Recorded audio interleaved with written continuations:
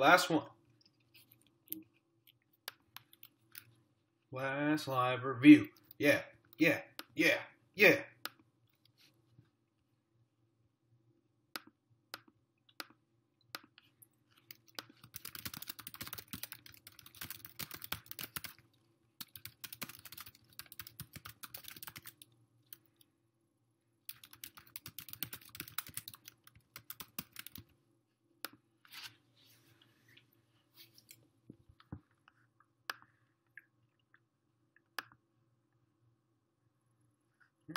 Last one.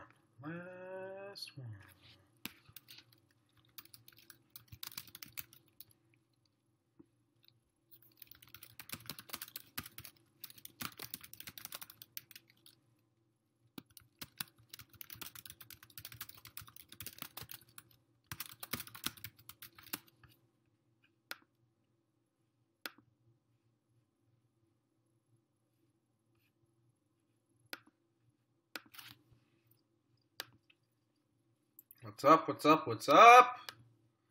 Regents tomorrow, 8 a.m., Blue Gym. Not too much to talk about today. I keep saying I have a remind message. I don't think I actually do, though, so I'm just going to ignore that. So, what are we going to talk about? Not much. It is literally under 12 hours, you will be starting this Regents. You're as ready as you'll ever be. You're going to do the best that you can. You're going to be awesome. You're going to do great.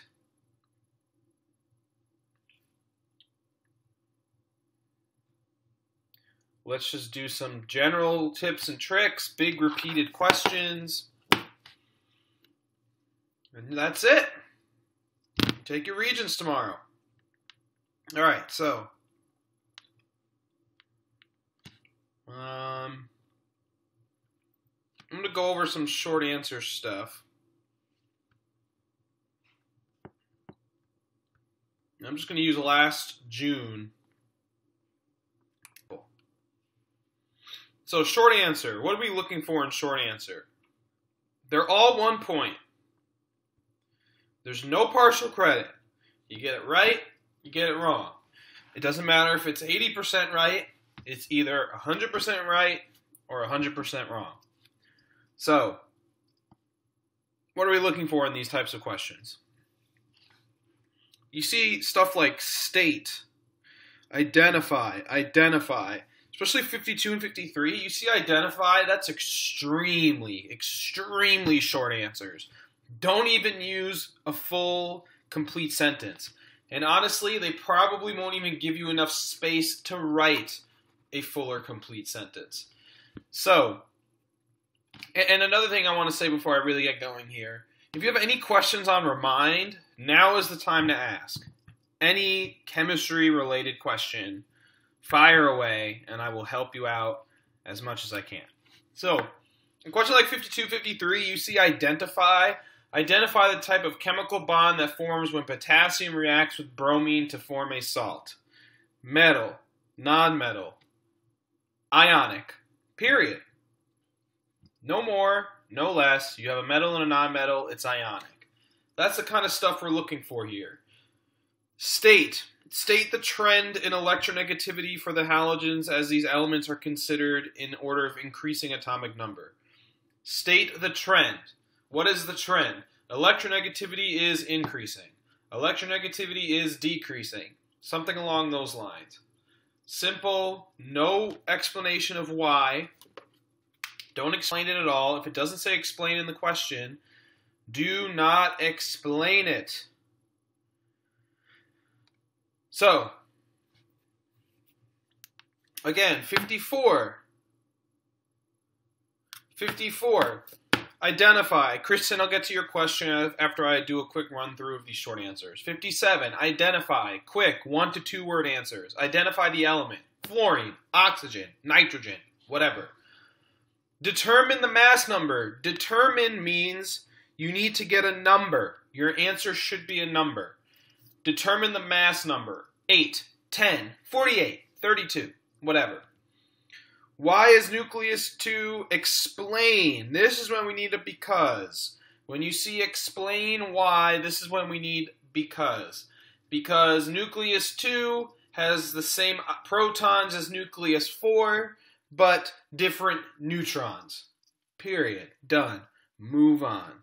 Isotopes. Same protons, different neutrons.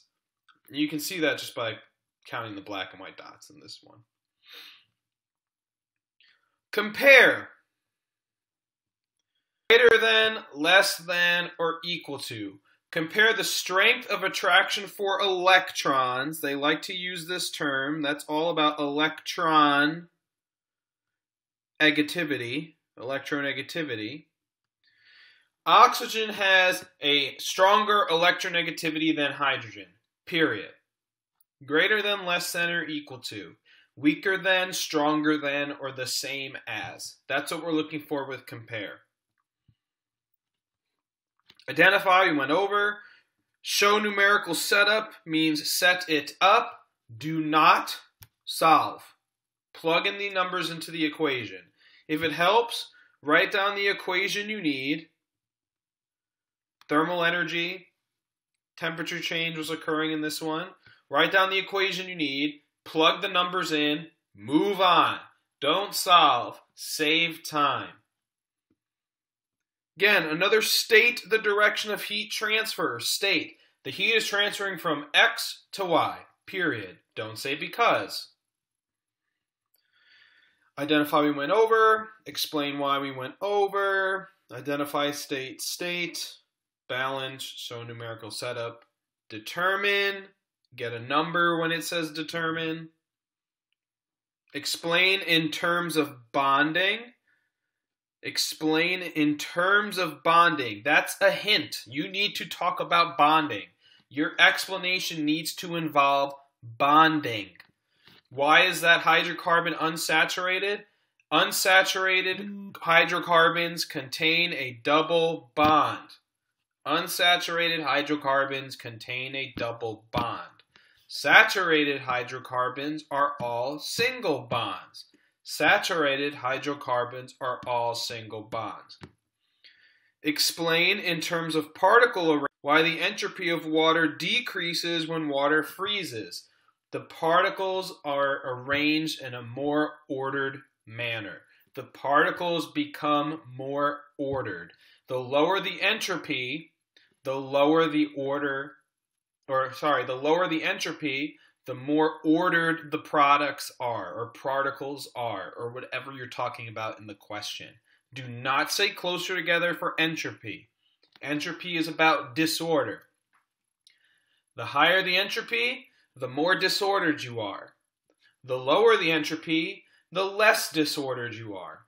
If it tells you that the entropy is going down, there is more order. The particles are more ordered.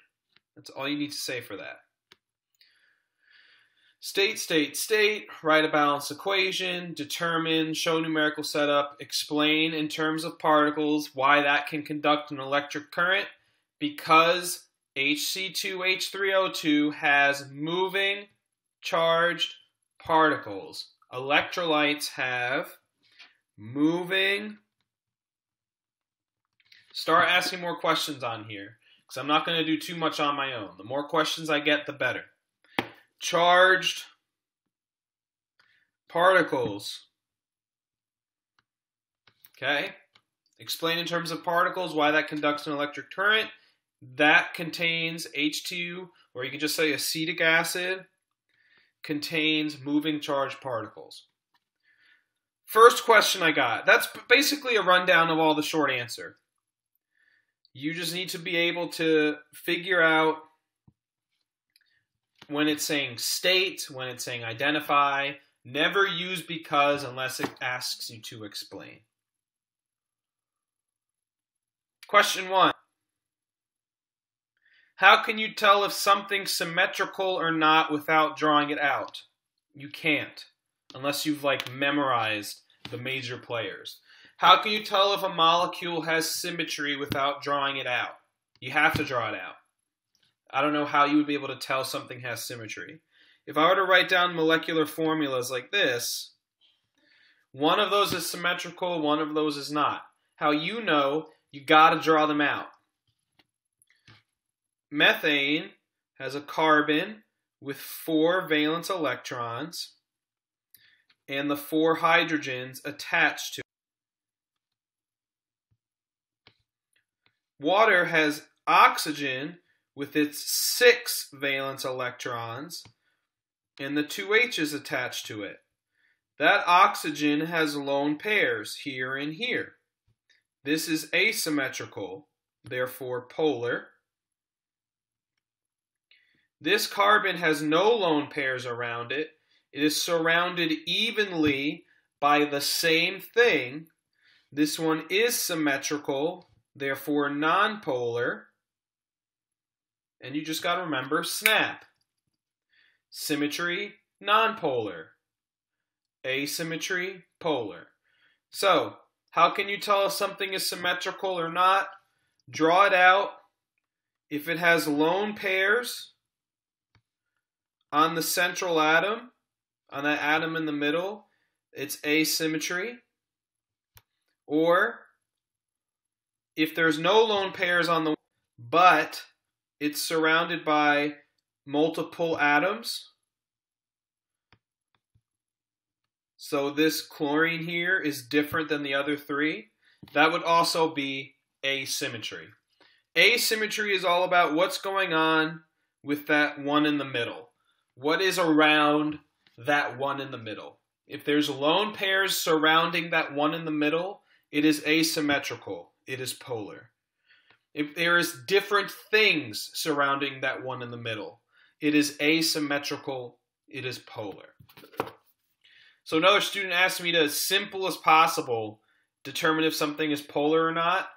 I can't explain it any simpler than that. You have to look at the one in the middle, lone pairs, polar. Look at the one in the middle, different things surrounding it, polar. What about a polar bond? Bonds is the easy one. If it's the same thing bonded to itself, 2 oxygens, 2 nitrogens, 2 iodines, 2 hydrogens, these are all nonpolar. A nonpolar bond will always be the same atom bonded to itself. Polar bonds are quite simply 2 different atoms involved in a bond. So if you see 2 different atoms like C and H, even though that molecule is not polar, each one of those individual bonds is polar because a C and an H are 2 different atoms. But since it's symmetrical as an entire molecule, so a polar bond, I just want you to say what's going on between this C and this H. What's going on right here? That's it. Ignore the molecule. When it asks you if the molecule is polar, look at it as a whole. If it's surrounded by the same atom on every side, if there is no lone pairs on that central atom, in this case carbon, it has symmetry, it's not polar. Heat flow. Someone asked about heat flow. Heat flows from hot to cold. Think about ice. If you leave ice out, it melts. The air is warmer than the ice. The warm air is flowing to the cold ice, melting it. Hot to cold.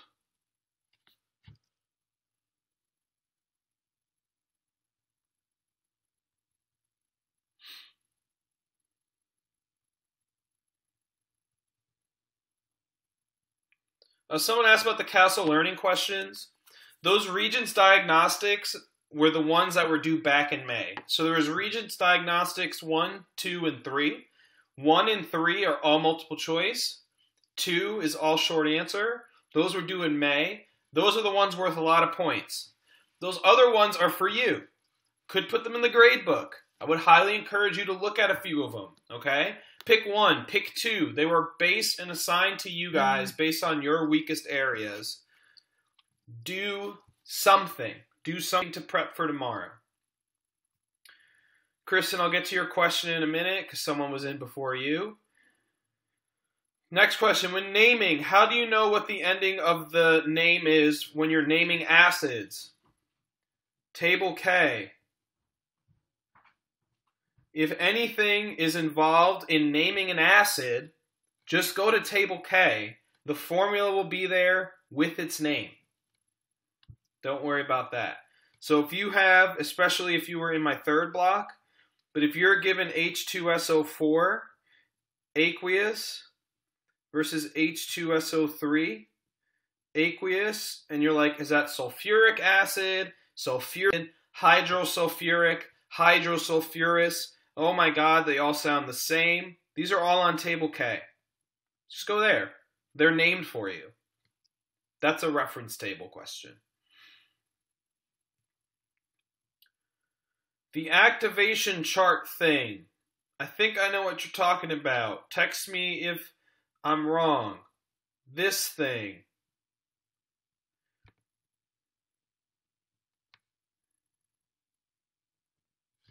With potential energy on the y-axis and the reaction on the x-axis. Text me now if that's wrong. I'll give you a few seconds. Everyone else, think of questions. Think of questions. This is your time. All right, as you're trying to figure out if this is the right graph that I need to be talking about, I'm going to move on to another question. But Kristen, you asked me this. Is this what you're talking about? How do you tell if something's a gas at STP? If it's elements, go to Table S. High boiling point equals a solid or liquid, depending on the temperature they give you. Low boiling point is a gas. So if you have a multiple choice question that asks, which one of these four is a gas at STP? Go to Table S. The one with the lowest boiling point of the options given to you is the gas. If it has a high boiling point, that means it's hard for it to boil. That means at like room temperature, it's not going to boil. That will be a liquid or a solid. How do you know if it's a liquid or a solid? Check the melting point. If it has a high, it's a solid. If it has a lower melting point, again, relative to the temperature we're talking about, it's a liquid. But the question was specifically, how do you tell if something's a gas at STP? Go to Table S, check the boiling points. The lowest one is the gas. All right, what does all this stuff mean on this chart? So, right here, whatever this number is, which would be represented with this arrow, which I will call A. A is your reactance. So if you have some reaction, let's say,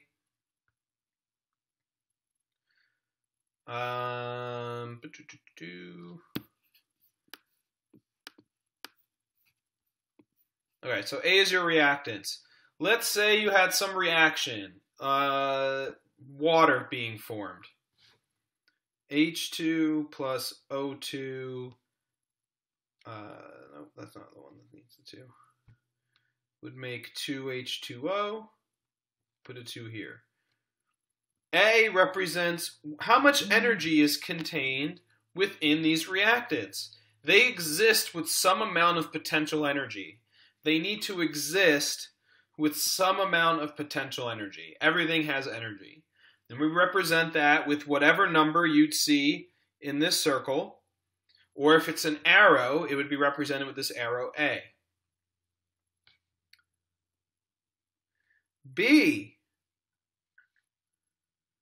is the activation energy. B is all about how much energy does it take to start the reaction. Because right here at A, nothing's happening. You have some hydrogen and oxygen. And remember when I put these in a balloon? And then I put the fire to it, and then it went boom, made a pretty loud noise? Naturally, hydrogen and oxygen are just going to be floating around, not doing anything, hanging out. You need to put in energy for them to react. And once you put in enough heat that it raises the energy to this point here, which we'll call B, that will start the reaction.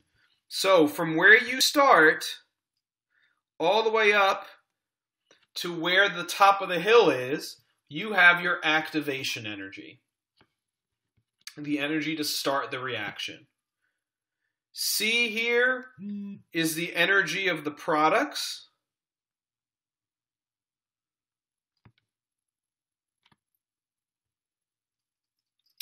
And then D, so C is just, okay, you've made water.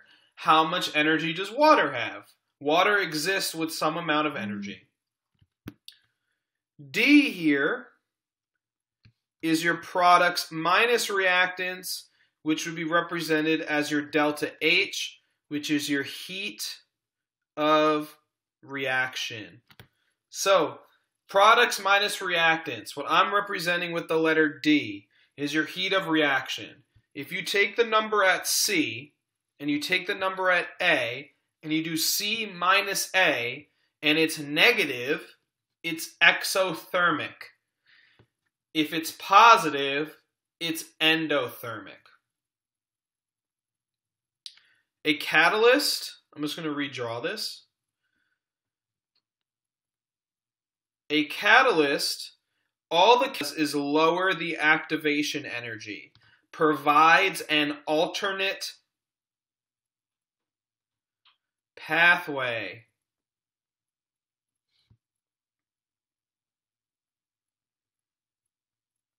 So, what does that mean? That means you start at the same spot and just lower that activation energy and end at the same spot. This is a different path with a lower activation energy. So this is our catalyst.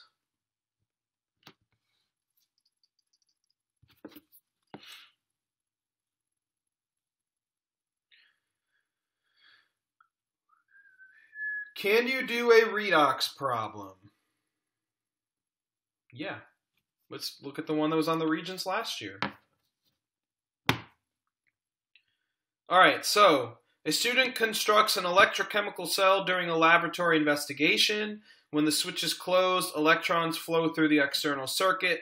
The diagram and ionic represent this cell and the reaction that occurs. 77. State the form of energy that is converted to electrical energy in operating the cell. So when I look at this picture, I do not see a battery.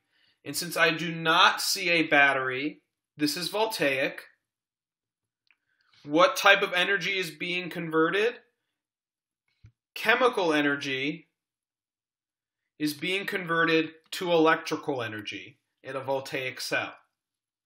You didn't have to say this for this question, but just to go over it, all voltaic cells do this spontaneously. So, since there is no battery in this diagram, since there is no power source in this diagram, we have a voltaic cell. Voltaic cells will always take that chemical energy within copper and zinc and convert it to electrical energy spontaneously. If the question had a battery or a power, it would be electrolytic. An electrolytic cell will take electrical energy and make chemical energy non-spontaneously, meaning we have to do this. If we want to make an electrochemical cell that is electrolytic, we need to do something to force this reaction to occur. Because naturally, when you connect these two things together, they would prefer to perform the reaction like a voltaic cell, where if you interact copper and zinc, the one that's naturally the anode is the anode, and the one that's naturally the cathode is the cathode. If it was electrolytic, you would switch it. The one that was naturally the anode would switch to the cathode, and the one that's naturally the cathode would switch to the anode. That's not spontaneous. Sam, Abby, got your questions? I'll get to those after I get through these 4. In terms of the copper and zinc electrode, the direction of electron flow. You see direction of electron flow, you say anode to cathode. But it said anode to cathode. Do I have to mention anode to cathode? But it said copper, anode to cathode. I graded this question last year. If you said that, you got full credit. Say anode to cathode. Write a not a full balanced equation. Write a balanced equation for the half reaction that occurs in the copper half cell as the cell operates. I'm going to do both copper and zinc because I think it'll be good practice. So let's look at the reaction given. Copper goes from a charge of 2 plus to a copper atom. Any atom, when it's not bonded to anything, unless otherwise indicated, but in this case, if it's not bonded to anything and they don't give you any information about the charge is 0. Zinc goes from, it's alone here, 0 to +2. Copper went from 2 plus to 0. Copper got reduced. Copper's charge got smaller. Gain electrons reduction. Show it gaining electrons to go from 2 to 0. Plus 2e minus. Got your question, Elliot? Again, you're like 3rd in line. I'll get to you, I promise. Just keep them coming. I won't ignore you. Zinc goes from 0 to +2. Its charge went up. If the charge goes up, you're getting oxidized. Lose electrons, oxidation. Show it losing those 2 to become zinc with a charge. So if the charge goes down, it gets reduced. Apply the acronym, gain electrons reduction. Show it gaining the electrons. Put the electrons on the left side of the arrow. The opposite, therefore, happens to zinc. Zinc is going to lose electrons. Put them on the right side of the arrow. And that's it. Don't miss or subtraction sign ever in a chemical reaction. Never will you see a minus sign. Never will you see a multiplication sign. Never will you see a division sign. If you see a chemical reaction with those arrows, it will always be addition. Okay. Cathode, who's the anode? Once you've determined who is reduced, red cat. Reduction equals cathode, copper's the cathode. Anox. Zinc is oxidized, anode is zinc. State what happens to the mass of the Cu electrode and the mass of the zinc electrode in operating the... Yana, I'm going to answer your question right now since it deals with redox. I think. Hold on. Nope, it doesn't. Never mind. Gianna, I'll get to your question in a minute. Whoever gets reduced is gaining mass, which was copper. And whoever gets oxidized is losing mass, which is zinc. Why does that happen? Whoever gets reduced is going from an ion that's charged to an atom that's not charged. When ions become atoms, the mass gets bigger. When atoms, aka something with no charge, becomes an ion, the mass gets smaller. Usually, question and say, explain in terms of atoms and ions what is happening to copper or zinc, whatever one they pick. And all you have to do is look at the reaction, and if it's charged, it's an ion, and if it's not charged, it's an atom. So just look at what happens. Charge to no charge, ion to atom. No charge to charge, atom to ion. What are the graph relationships between Pressure, volume, temperature, all those lovely ones. So, you need to know them graphically, and you need to be able to kind of explain it. Pressure goes up, volume, and vice versa. Pressure and volume are inverse relationships. The graph for this will look like that. Because this is showing as pressure goes up, volume goes down. And if you read it from right to left, as pressure, volume is going up. That is the pressure-volume graph. If you leave pressure constant, as volume goes up, temperature goes up. The graph for that will look like this. A linear relationship just sloping upward. They're both going up together. If you hold volume, as pressure goes up, temperature goes up. Same thing as the one we just did.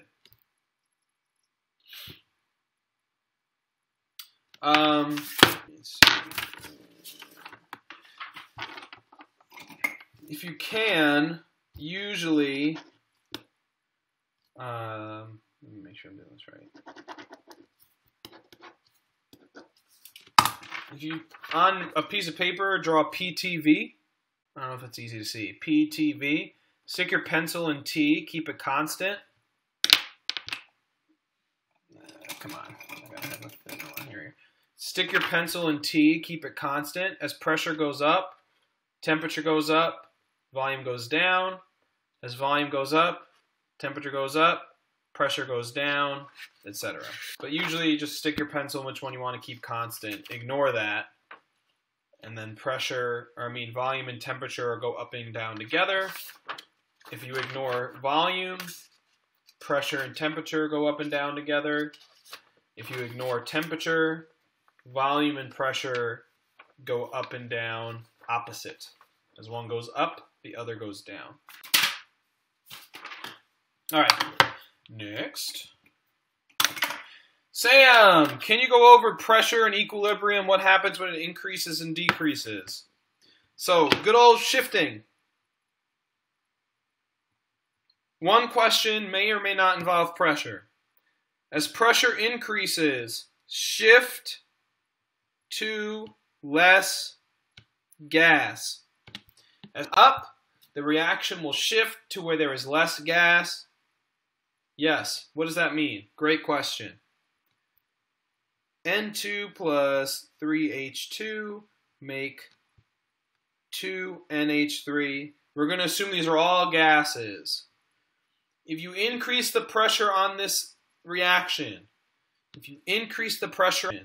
I see over here 1 plus 3, 4 gas. And over here, 2 gas. The reaction will shift to where there is less gas when you increase pressure. Shift to the right. When you shift to the right, your NH3 is going to go up. Thing on the left will go down.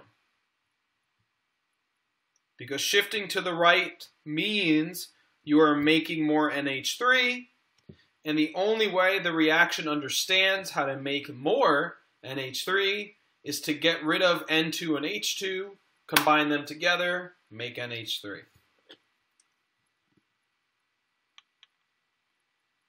How do you get the normal formula from the empirical? So they give you the empirical formula. They'll say it's something like CH3. They'll say the molecular formula weighs 30 grams per mole. How do you get the molecular formula if all you're given is the empirical formula and the molecular? 1. If it's multiple choice, look for the answer choices and pick the one that weighs 30. That's easy. If it's not multiple choice, the weight of CH3 is 15 grams. 30 divided by 15 is 2. So this means the molecular formula is twice as much the empirical formula. The empirical formula was CH3. The molecular formula is C2H6. 2 times the empirical formula. So, if it's multiple choice, pick the answer that weighs 30 grams. Double check that that has carbons and hydrogens. Maybe they usually they're pretty good about not tricking you this badly and like throwing in oxygens and putting it with something that'll add it up to 30 grams. Like NO would weigh 30. So double check that your answer has carbons and hydrogens in it, since your original formula had carbons and hydrogens in it. And pick the one that weighs 30. If it's not multiple choice, get the weight of the empirical formula, divide the weight of the molecular by the empirical. You'll get a lovely whole number. Whatever that whole number is, multiply that into your empirical formula, and that is your molecular formula.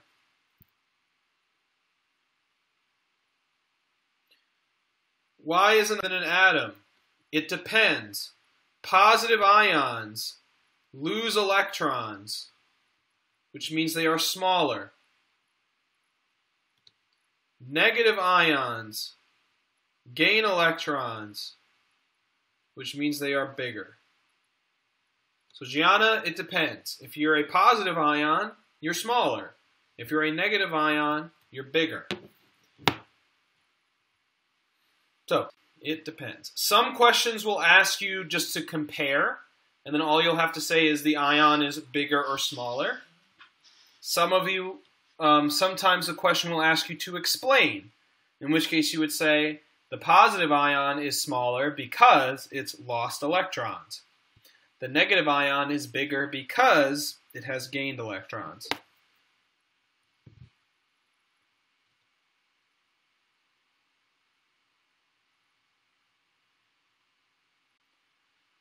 I'm just answering a text on Remind.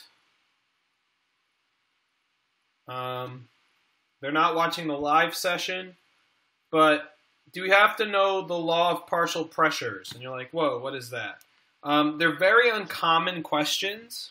There's usually only one, if ever, because they're uncommon, and they tend to be easy. But what does that mean? What is this partial pressures this student's talking about? If you're told that the total pressure on a container of gas, atmospheres, let's say, the container contains helium and oxygen, and the helium is 4 atmospheres of pressure, what's the oxygen? Well, if the total pressure is 10 and the helium's 4, the oxygen is 6. Because 6 plus 4 is 10. That's what usually we're talking about. The only other way they could ask this question is the total pressure is 10. Actually, no, I'm trying to think now. I'll come back to that in a minute, but usually that's how they do it. Is the big element moles or grams?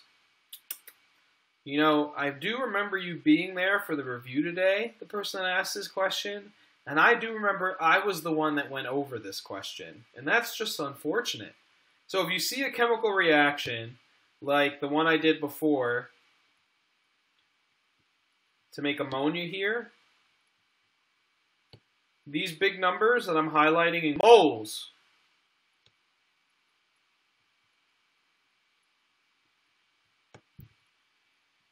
so let's make up a problem with this. How many moles of NH3 is formed, let's say, 2 moles of H2. This is what we call a stoichiometry problem. So, how many moles of NH3 is formed from 2 moles of H2? If I look at my equation, based on what I have here, 3 H2 always make 2 NH3s. 3 H2s will always make 2 NH3s. If you have only 2 H2s, how many NH3s would be formed? Cross multiply and divide. 4 equals 3. Divide both sides by 3. And if I do math in my head goods, that should be around 1 1/4. It's actually probably not 1 1/4. 1 1/3.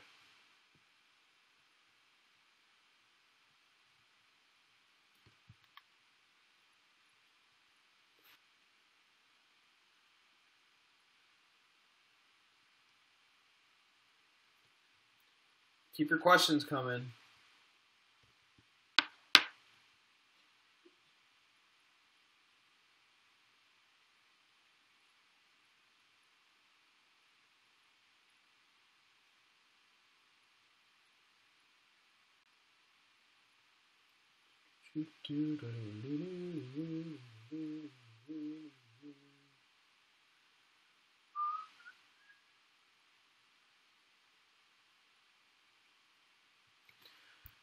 Ask away, people, ask away.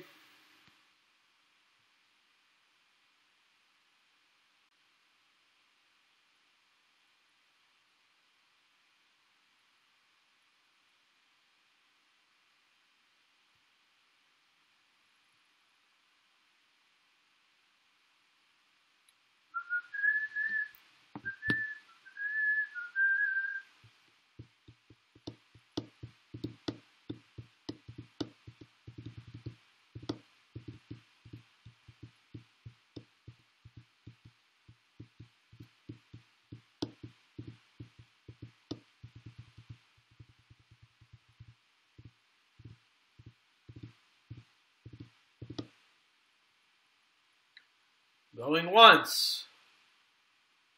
Going twice.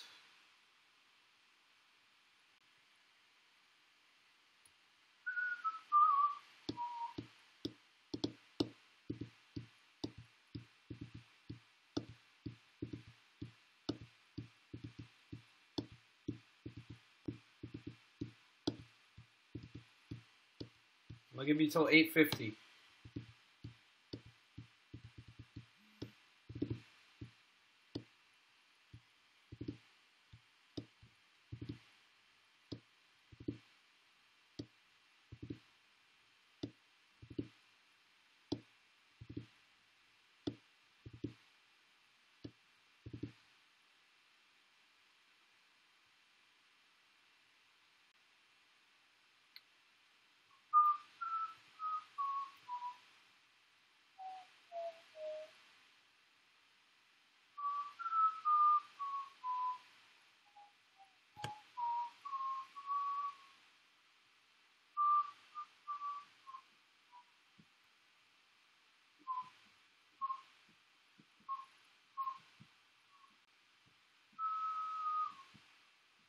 All right, guys. Good luck tomorrow. I'll see you in there. You're going to do great. Get a good night's sleep. Wait, did I get a last minute one? Do I get a last minute question? Nope. All right. Get a good night's sleep. You're going to do fine tomorrow. Use some basic test strategy. Eliminate all the wrong answers in multiple choice to give yourself a better shot at the right answer. Skip around. A question you really don't know, don't stare at it for 10 minutes. Come back to it later. Do all the questions you know first. Go back around. Try to do those ones you're having trouble with. Use the reference table as much as you can.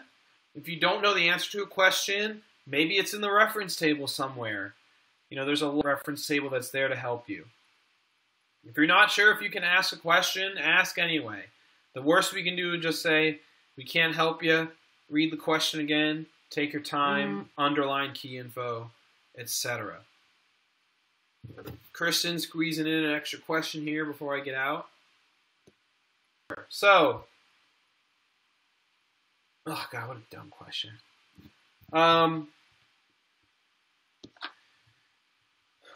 If you see a question about chains, rings, networks, and it wants to know what element can bond in chains, rings, and networks, it's carbon. If you look up periodic table, it has 4 valence electrons because when you look at its electron configuration, it's 2-4. When you look at its atomic number is 6.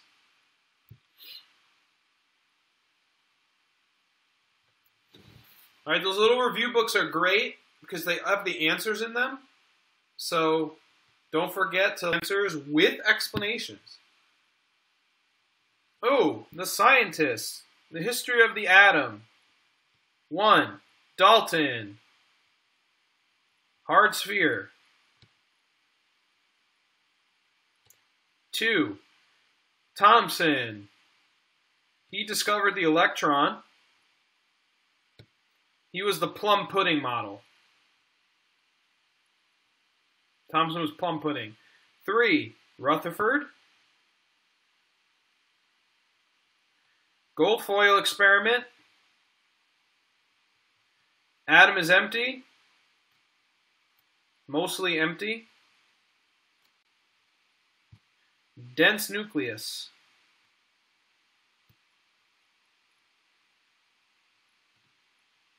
All right, so Dalton, Thomson, Rutherford.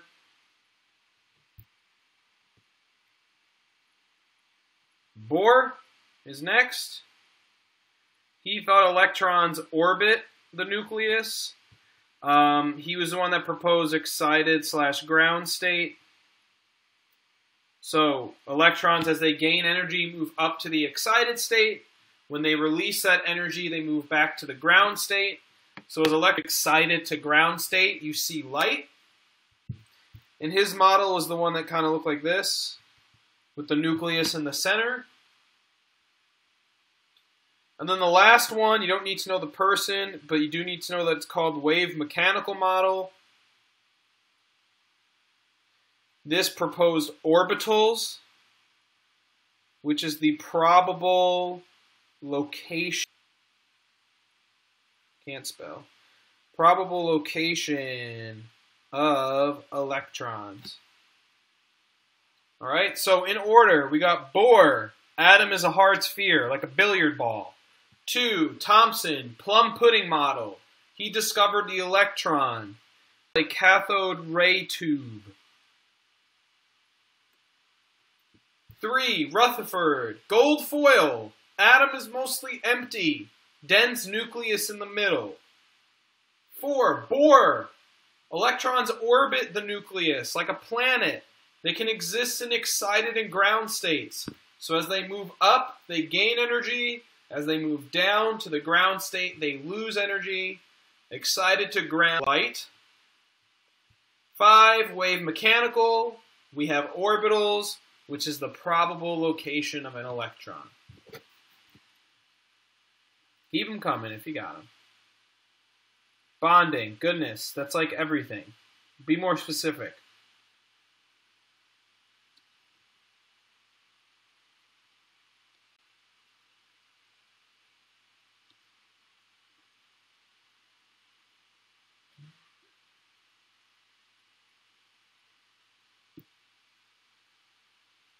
Be more specific with bonding. Be more specific. That is an entire unit. Watch my video on bonding if you want the whole unit.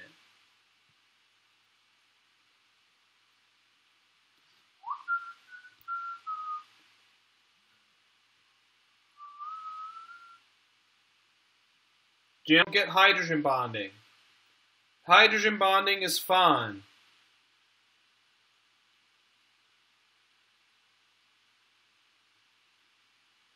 When H is bonded to an F, when H is bonded to an O, or when H is bonded to an N, you have hydrogen bonding.